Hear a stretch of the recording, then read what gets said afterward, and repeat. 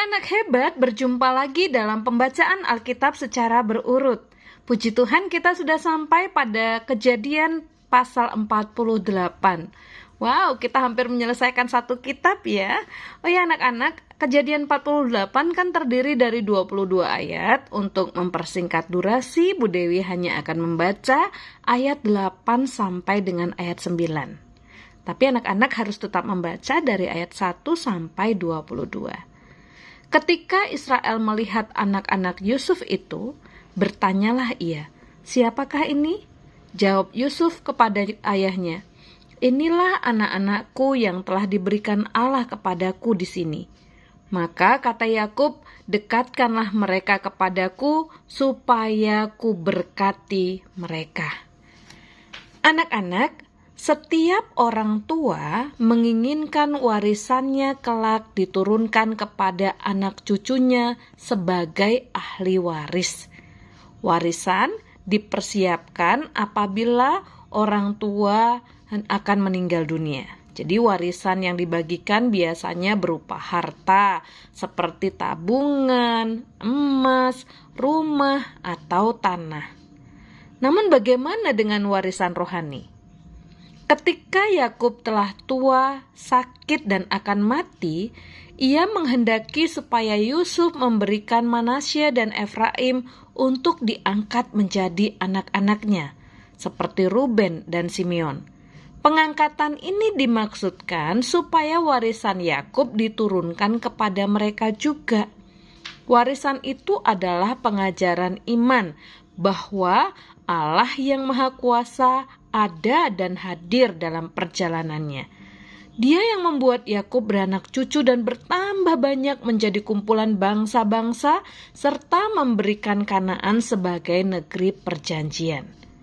Yakub berbahagia bukan hanya karena Allah telah mengaruniakan kesempatan untuk bertemu dengan Yusuf dan keturunannya, tapi juga untuk mewariskan teladan iman yang ia peroleh dari Abraham dan Ishak.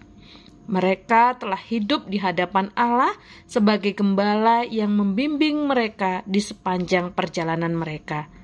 Sayangnya, Ruben dan Simeon gagal mewarisi pengajaran ini. Nah, anak-anak, karenanya Yakub berharap agar Manasya dan Efraim mewarisi teladan yang sama, yaitu hidup yang berkenan dan penuh berkat di hadapan Allah. Dan kelak mereka mewariskan teladan iman Abraham, Ishak, Yakub, dan Yusuf kepada anak cucu mereka. Seringkali kita teralihkan oleh warisan duniawi. Tapi kisah hidup bapak-bapak beriman mengingatkan kita betapa penting dan berharganya warisan rohani. Harta bisa habis lenyap, tapi iman akan terus menyertai kita sampai selamanya.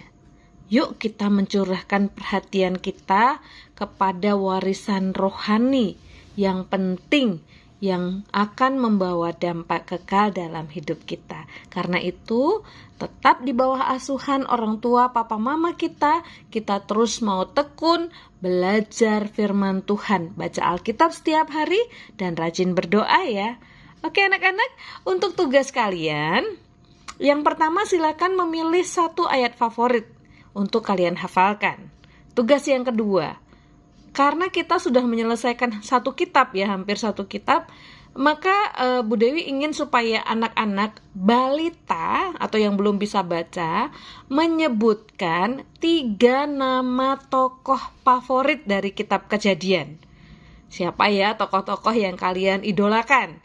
Untuk anak yang sudah sekolah kelas 1 sampai 6, silakan menyebutkan 5 nama tokoh favorit kalian yang ada di dalam kitab Kejadian. Oke anak-anak hebat, sampai berjumpa lagi dalam pembacaan kitab berikutnya. Tuhan Yesus memberkati, bye.